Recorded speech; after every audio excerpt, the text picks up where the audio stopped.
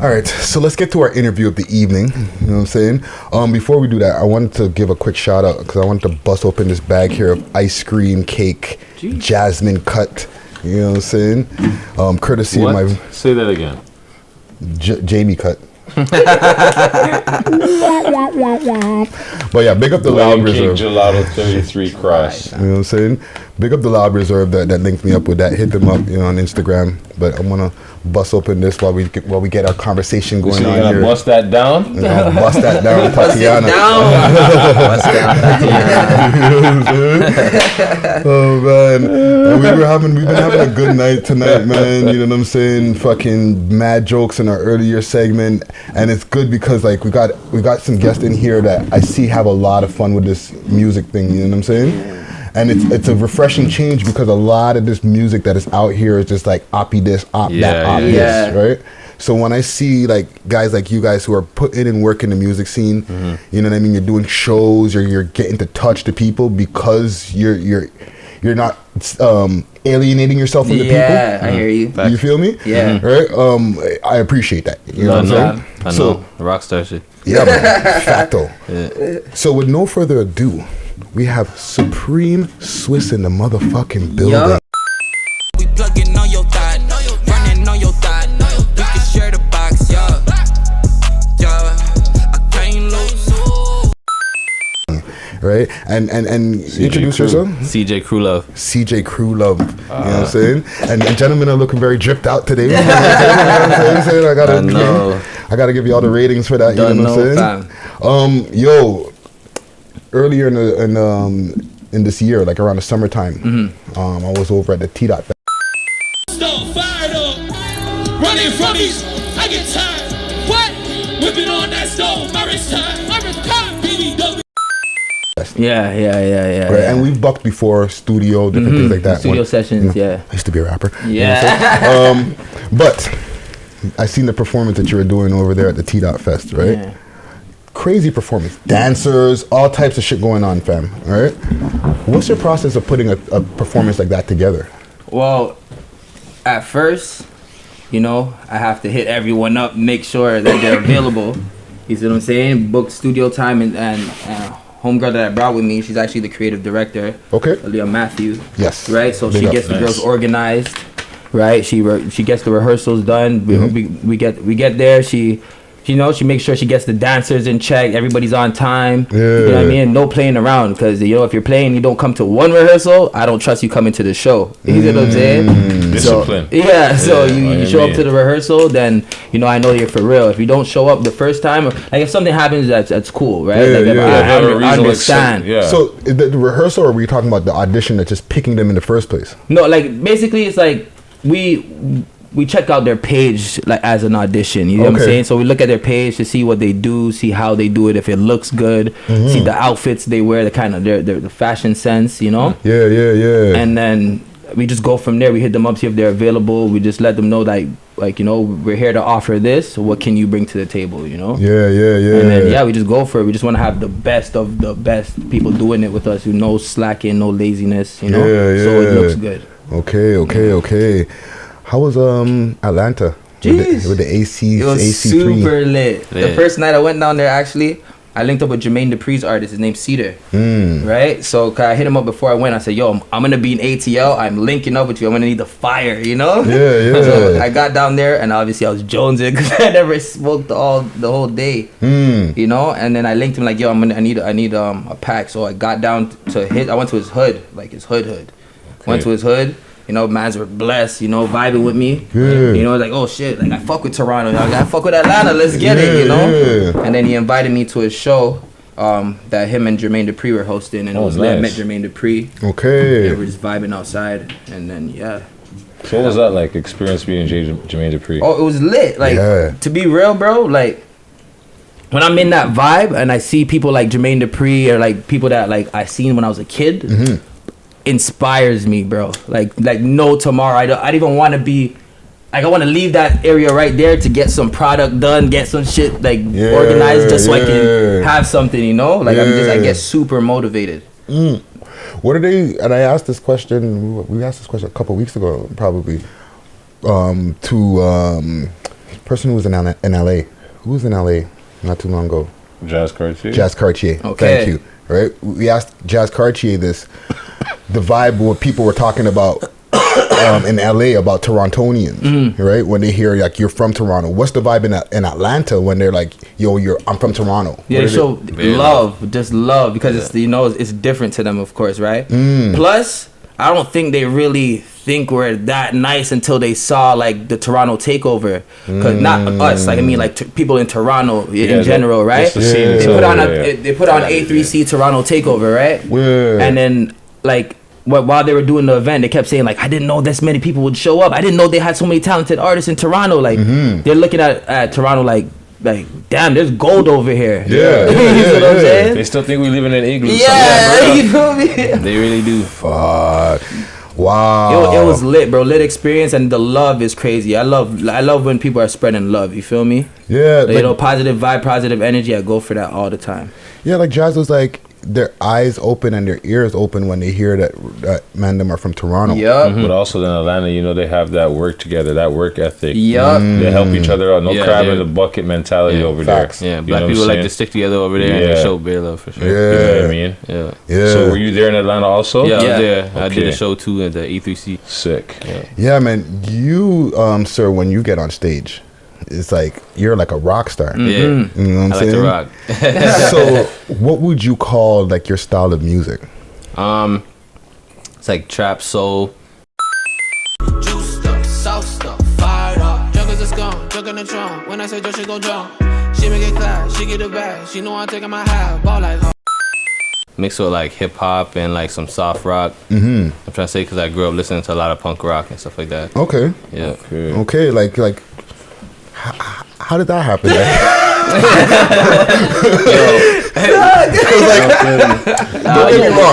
Don't get me wrong. Like I've listened to some rock and stuff back in the I day. used to so, listen to like, soft rock. I won't lie. Yeah, That's soft how rock, did like that more happen, like fam? punk rock, like Mariana's Trench and like Okay. Green Day. Let them know how it happened. Cause fam. I was born in Aurelia, right? So it's Okay.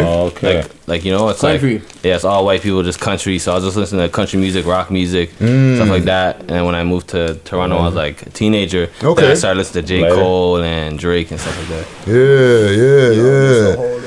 Dope. So then, you guys both have very unique names. I don't want to ask the generic name question, but then when I hear like names, I'm like, okay, Supreme Swiss. Let's start with that. How did that name come to bear? As a kid, I was often compared to as a Swiss Army knife for being multi-talented and having multi-purpose. Okay. Right? And I always just felt great, right? And one day I was rapping to someone in school, and he was like, yo, you got a supreme flow, man. And I said, that's because I'm Supreme Swiss. I'm as wavy as the guy, yeah, my set been on fire. Burn trees, burn tigers, build buds and empires. Prior to that sentence, I'm gonna build me. And it stuck. Oh fuck. Okay. Yeah, man. CJ, how about you, man? Yo, I went through like a bunch of different names, and then it was just simple. I just wanted to go my middle name. Okay. So CJ, patch it. and then the crew love just came from like having shorties around all the time and just. You know, like I like to have shorties around and share my names. You know what I'm saying? That wasn't inspired off of the weekend Drake. Probably a little bit, yeah. Probably a little bit. That crew love, you know what I'm saying? Yeah. Yeah, I'm paying man. homage for sure because I look up to those guys. Yeah, man. And you guys put on a really, really dope live show, and just to stay on the live show The because videos are fucking. yeah, man. Like the reason I want to stay on that because like a lot of artists, and you heard me complain about this before, are just like YouTube artists. They're not performing in front of people, right? Yeah. Like, tell us the importance. Like, okay, first before the importance, how hard is it to book shows? Yeah. Do you find it hard to book shows? Yeah.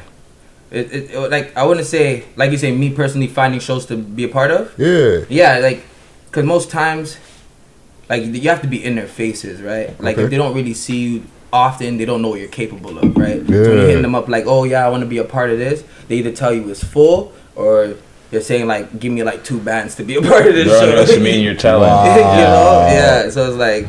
Yeah, I never booked a show. I rather get paid Yeah. to be a part of the show than pay to be a part of the show. I feel like it's backwards. Yeah. But like like I understand you gotta pay to make your way, you know, but.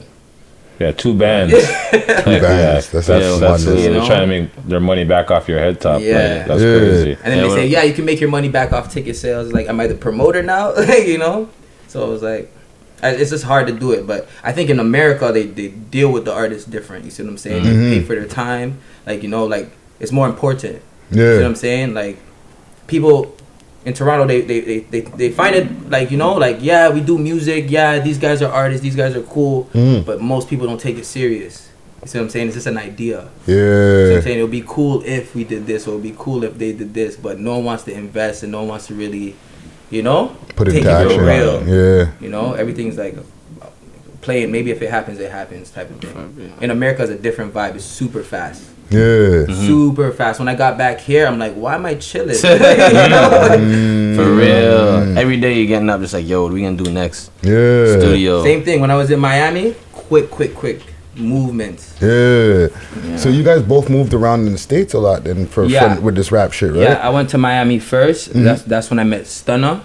And I met Stunner because I was working with J Soul at the time, and he got signed to Cash Money, right? So then, I remember that. Yeah. So then I went to Miami. You have a letter?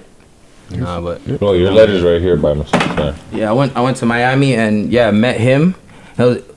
It's funny because when the first night I was there, he didn't show up. Like, we were in the studio banging out records. Like, yo, how come Stunner didn't pull up to the studio? You know, like, you know what? Next day we're at the studio making music, and my homie walks in and he goes, yo, Stunner just pulled up. What did he pull up in? I didn't even know, bro. Honestly, I sat there and I'm like, yo, I gotta get myself together. I got up, went inside to watch him. Probably the first day. Looked myself in the face like, yo, you're about to do this shit, you know? I think the first day was because he just wanted to feel you out, you know? Like, the engineer probably told him, yo, the man's nice, come to the studio. For real. Like, you know, like, the man, you know, he said, yeah, I fuck with the man, come to the studio, make some tracks, see what he's like. Yeah, you know what? The man's music is fire, pull up. Like, you should pull up. So that's why the next day, I'm just speculating. Yeah, the man probably pulled up like, yeah, all right. And then you guys chopped it up, right? Yeah, because when he did pull up, I came out and he was standing by the studio doors. So everybody was walking through, hailing him up, right? And then I hailed him up and he looked at me and he's like, hey, yo, what's up, gangster? So I felt blessed. Like, you know, so I hailed him. I hailed him. I'm like, okay, I feel nice. And then he's like, yo, you smoke? He's like, hey, yo, give my nephew some weed. Give my nephew some GTV. You drink? All right, get him some drinks. Bottles, drinks, Stunner blunts. It was blessed. He treated us blessed. Went to the club. Jeremiah was there, vibing. We're all up there. I had this one random guy walk up to me because he saw Stunner pass me a blunt and he wanted to hit it. So he's tapping me like, yo, I can't hit that. So you have to ask Stunner, and he just ran away. Did he drop any jewels on you while you're in the presence of the Birdman? Nah, you just like, I'm gonna put all you niggas on. Crazy. But he did. There was I got a Rich Gang tag in one of my records, Double Up. It's on Spotify. It's on a project I have called Last Weekend. Okay. So it's like, says Rich Gang. Okay. Yeah, that Double Up, that last Friday EP is pretty dope still. Yeah. I like the skits. I like the 7-Eleven I try to get creative, you know? Yeah, and I like the Friday one with the girls are talking to. I like in the bathroom. Yeah. I took it in. I like it. I made him freestyle that. Yeah, that's dope. So let's go back a little bit. Okay? Because I know you were saying that you grew up in Aurelia, right?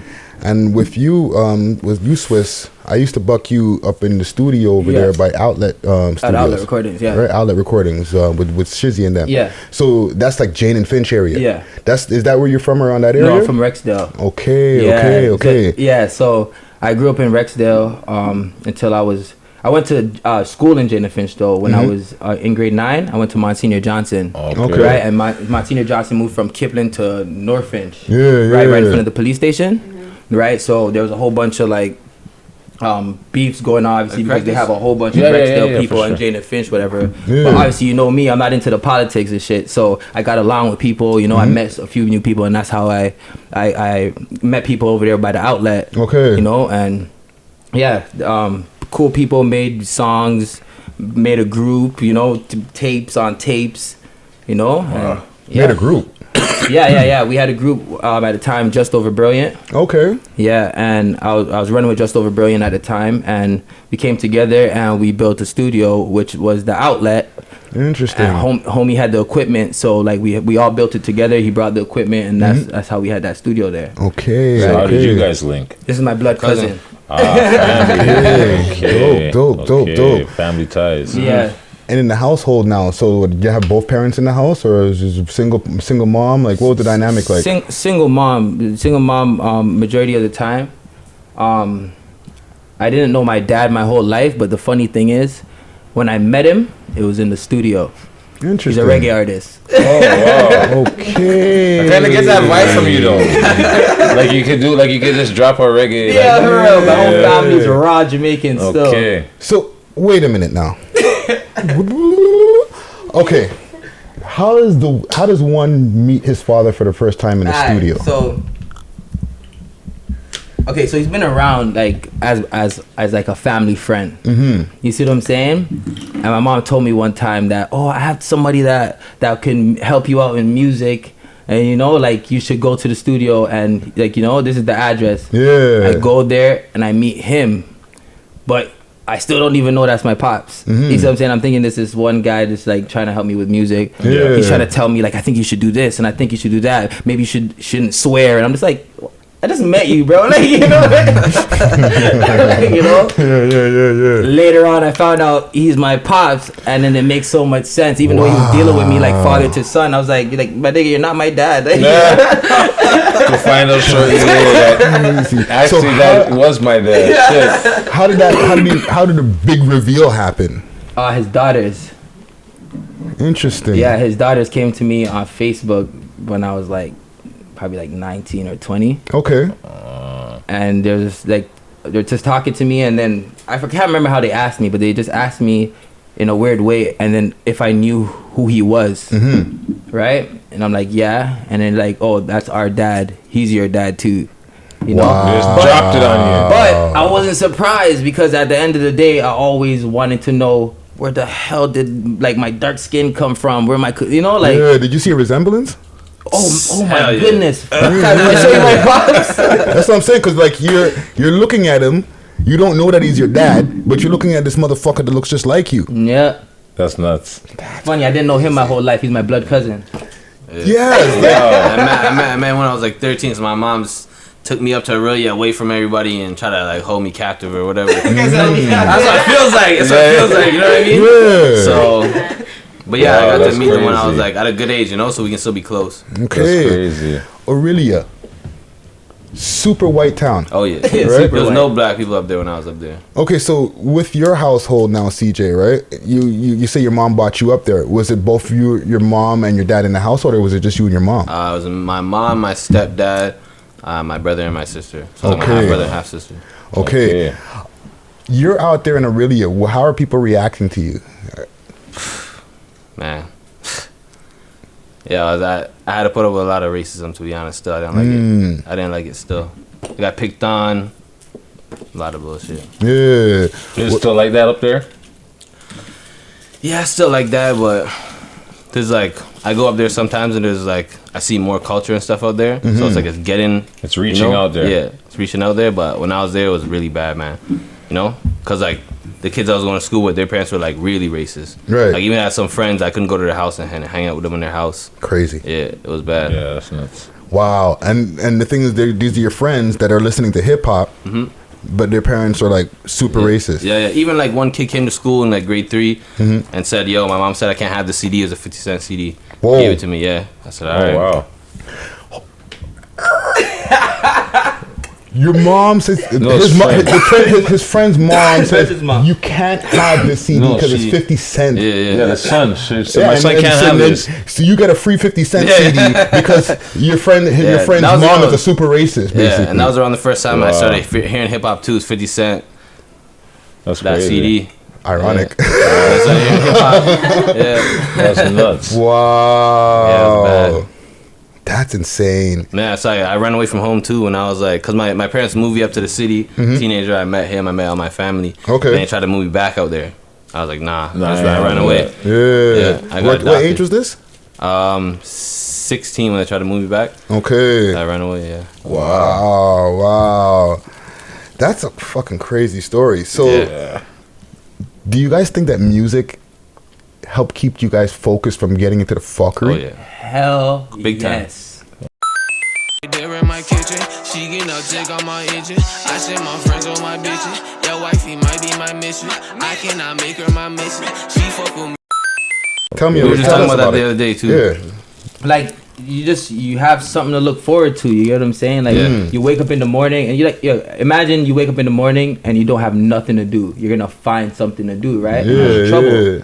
Right? I always had music to turn to. You know, like if I wake up in the morning and I feel bored, I'm not gonna go jam a man. Like, you know, I'm gonna write a song. You're gonna make a tune. I feel alive, I never die, sit inside, I never cried, I never sighed, I want the door to the suicides, they in the sky.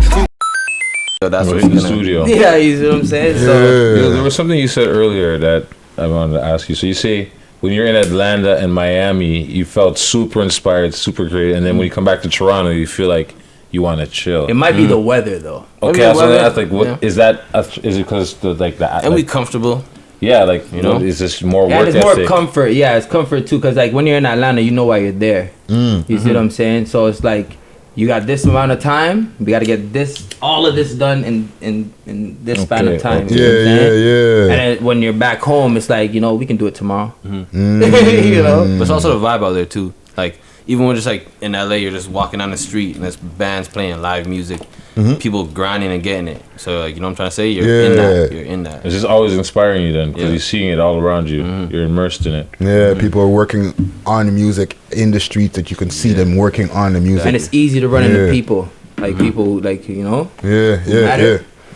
Definitely. Wow. I was reading something on your Google profile, Swiss.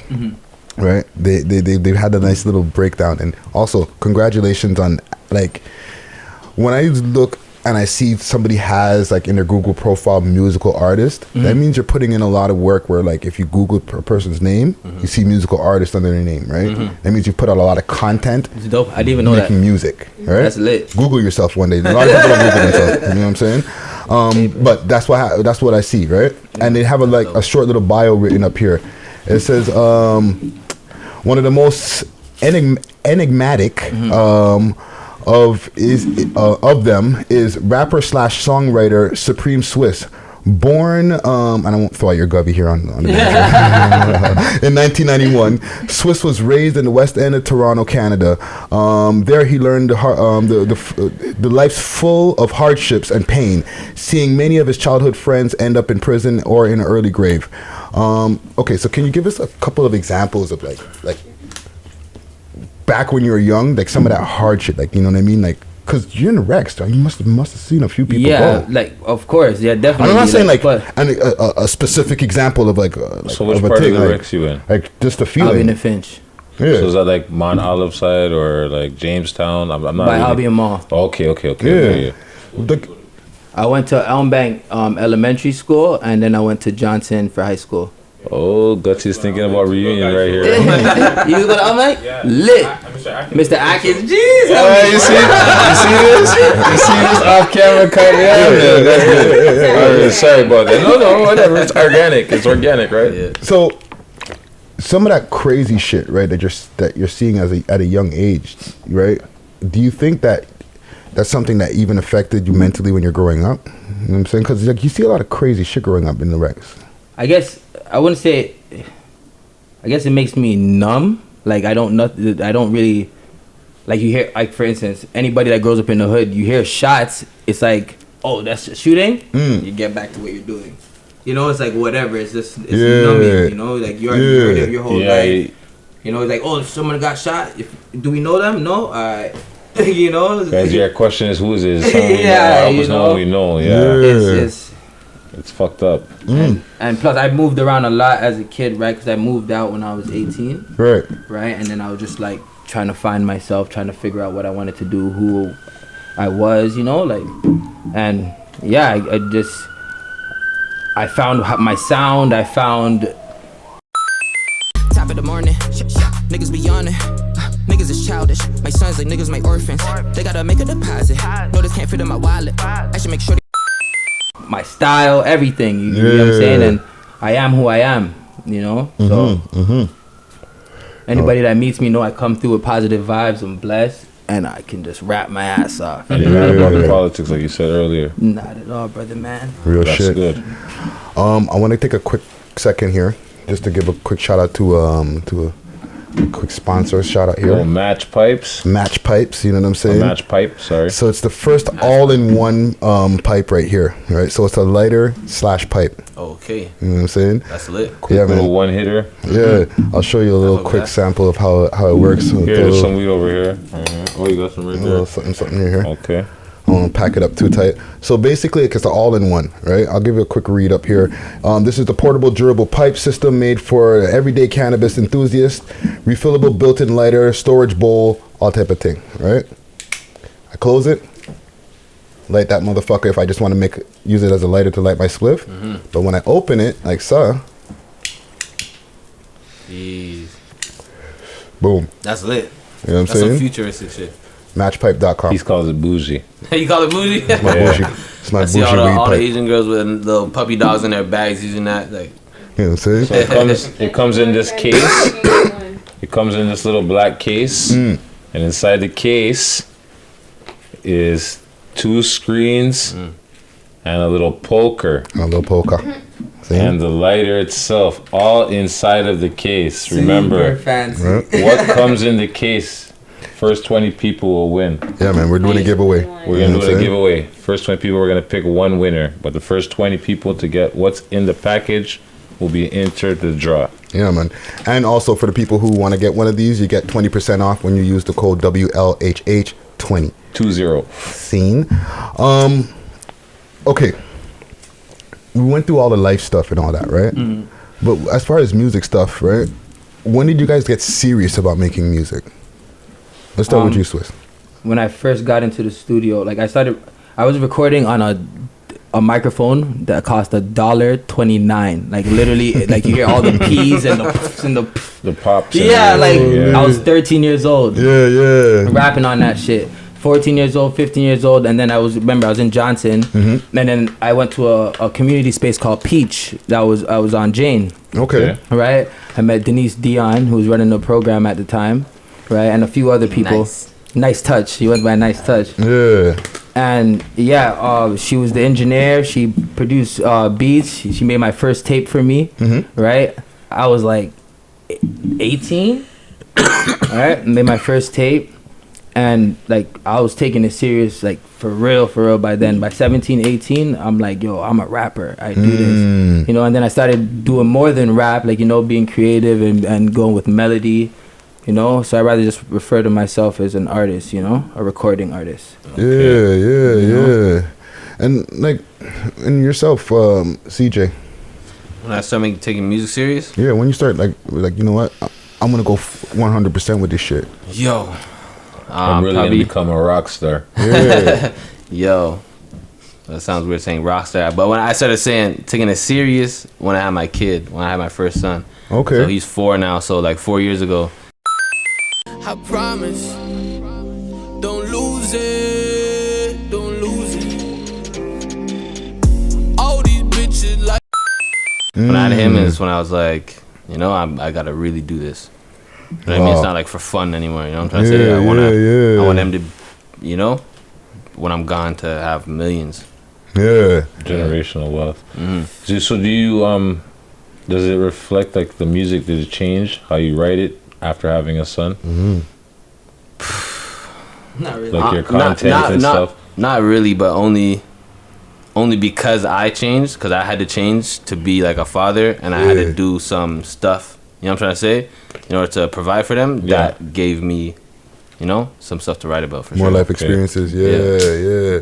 And Swiss, I don't want to get up in your business. You got kids? Yeah. You got kids? Yeah. So how many kids you got? I got 3. You got 3, eh? Yeah. Wow. Yeah. So how old were you when you had your first? 18. Okay. So this is like when shortly after. I'm going on 18. Yeah. Yeah. Yeah. So this is like shortly after you started getting serious about rapping too. Yeah. Then. Okay. So then, what was it like? You're getting serious about rapping. You're moving around, and then you have your first child. What was life like then?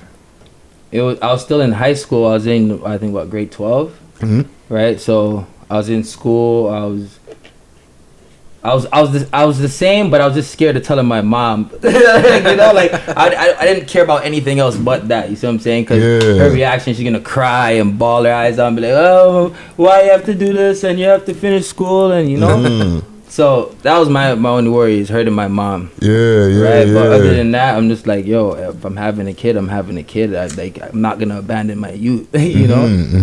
And yeah. Okay. Man, we could go on all night, right? Ooh. Amber Alert. Jesus Christ. Toronto. Wait, what? I didn't get it. Toronto victim. Really? Why not make noise? Let me see here. Not trying to alert me. Why don't I understand anything it says right now? Well, for when this 15-year-old, It's what? Insung, 13-year-old Asian, 13? 5'5". Oh, Damn, yo. oh, that's a little bit more serious. Suspect, Chung Lee, 43, Asian, short black hair, girlfriend. That's wild. well, hopefully by the time that this interview drops, that should be safe. found. You know what I mean? Yeah. Wow. Maybe using a cab or an Uber or a Lyft. What? Craziness. Speaking of craziness, right? Yeah. And even on the way here, you know, you guys had to fucking do a detour and all type of shit because like They some blocked shit went off off the down the road, block, right? And like, just the question that we even ask a lot of people with our city being crazier than it was last year, right? What do you think we can do next year so we don't have a repeat of what the fuck's happening this year? Because we're like in November, We're gonna probably start December by this a drops. new decade, Yeah. It's a right? good question, man. I don't know. And we're like, it's a shoot first, think last mentality right now. It's like getting out of hand. I mean, I don't know. Do you know it's the why? younger generation. Like, if we can get them to focus on something more positive, like how we were focused on positive, you know, we can make a change. Like, but I mean, when Nip died, everybody was like, "Oh man, we can't be killing our brothers. Peace and love, love and peace." Yeah.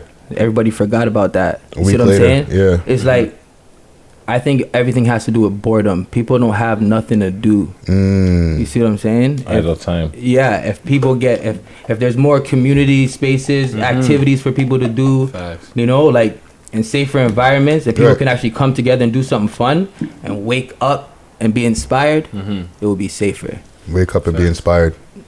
Yeah. Real shit. Yeah. Real shit. No, that's some good points, man. And like I said before, like, you know, we'd like to maybe take some of these answers that we've gotten over the like last 2 years and maybe put some kind of compilation together and, Yeah. you know, maybe find a solution. You know what I'm saying? Savy, send me Wake Up and Be Inspired. Thank you. That's the title of the That's the show. title right for there. the Yeah. You know what I'm I saying? have my phone in my hand. Good one, good one. Savvy Sav. So what's coming up next? I'm working on a project for myself. I don't have a title for it yet. I got a dual project with my cuz. Yes. Nice. And hard. yeah, that's what I'm working on now. But I'm releasing singles in the meantime just to keep the momentum going. And then hopefully I run into somebody that can, you know, help this project go further than I can take it. Yeah. What about you? So CJCREWLOVE. right now, I got actually a song dropping. Supposed to be dropping on November 29th, called OT for the Weekend. Okay. And gonna be dropping like 1 or 2 videos after that. And then I want to plan on dropping our dual project, and there's an album I'm dropping with my producer Henny, and then I have my own project album that I'll be dropping later on called Yes. Aquarius. Bro, Okay. I have so much music. So much, yeah. Drop it. Let it Yeah, be known. Yeah, Put it out there. man. Put the information out there. But yeah, right now I'm just, my main focus is just videos and singles. All right. Like get more traction coming in. So what's your social media and stuff like that? CJCREWLOVE. That's it? Just CJCREWLOVE? Yeah, just CJ Across everything. the board? Yes, everything on my CJCREWLOVE, my Instagram, my Spotify, Twitter. Even more than social media. Because I want to get y'all social medias at the end. Oh, I Sorry. thought, yeah, my bad. I apologize. Right. Because you know what's up next usually follows. Right, because we're gonna keep y'all for a couple of news questions and stuff, right? That's true. However, with social media, what's the strategy to cut through the traffic? Because it's hard out here. There's a lot of stuff online. Yeah. Right. You're on a Instagram timeline or Snapchat timeline. There's a lot of people out there just trying to get their shit off, right? So how do you cut through the traffic when you're dropping new shit? You know what I'm saying? I mean, I like to do challenges. Okay. Right? So, like, I either join a challenge or I make a challenge. And I recently did a challenge called Trampoline Challenge. Okay. And people were doing it. And right after they did that, I did a Eric Bellinger challenge. Okay. Right? And I just dropped it yesterday. Bitch so Lebanese. Lean Pro magazine. Got shot jump like trampoline. Got that loud on evergreen. She need. And I got like over 100 comments on it. People are just flooding it. Eric Bellinger fucked with it. And Dope. now if I had something to drop, everybody's watching the page right now. I could have just dropped it. You see what I'm saying? And that's how people will see it. Yeah. You just gotta be visible, and then when everybody's watching you, you drop something. That Eric Bellinger literally just dropped a video, so he did that challenge. Yeah. Everyone's doing the challenge, and now people know who Eric Bellinger is off of my page because I did the challenge. They go on his page, they saw the music video. Yeah. And what about you, CJ? Mine's more simple than that. I literally just pay the Facebook promotions, Yeah, and playlists and blogs, and just, you know.